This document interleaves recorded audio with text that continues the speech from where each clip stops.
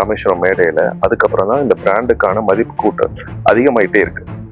எதனால் இது அதிகமானுச்சு, எப்படி அதிகமானுச்சு அப்படின்றது நீங்க பாத்தீங்கன்னா, அண்ணன் நிறைய மேடைகள்ல பேசுறாங்க, உழைத்து கொண்டே இருக்கின்றாங்க. ஆனா அதனாலலாம் இந்த பிராண்ட் ஏறுனுச்சு அப்படின்னா அதற்கான பதில் இல்லை அப்படின்றது. என்ன தம்பி சொல்றீங்க, பேசுறதுனால தானே பிராண்ட் ஏறும் அப்படின்னா இல்லை, அதை தாண்டி ஒண்ணு அண்ணன் பண்றாங்க. அது என்ன தெரியுமா, அவங்க மேடையில எப்படி பேசுறாங்களோ அதே மாதிரி நடந்துக்கிறாங்க. அதுதான் ரொம்ப ரொம்ப முக்கியம் இந்த பிராண்ட் மதிப்பு கூடப்படுறதுக்கு. அப்படின்னா என்ன சொல்றேன், இப்ப அரசியல் அப்படின்றதாலே ஆப்பர்ச்சுனிட்டிஸ்டிக் அப்படின்னு சொல்லுவாங்க, சந்தர்ப்பவாதம் மிக அதிகம். தமிழ்நாடு அரசியல்ல தமிழ்நாட்டுல இருக்கிற அரசியல்வாதிகள் மிகவும் சந்தர்ப்பவாதிகளா இருப்பாங்க.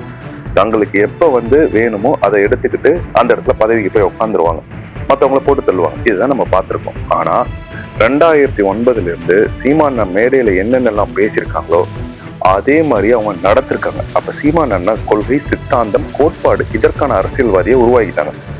அப்ப எந்த இடத்துலையும் சீமான் அண்ணா சமரச செயல் அப்படின்றது மக்களுக்கு நல்லா தெரியுது.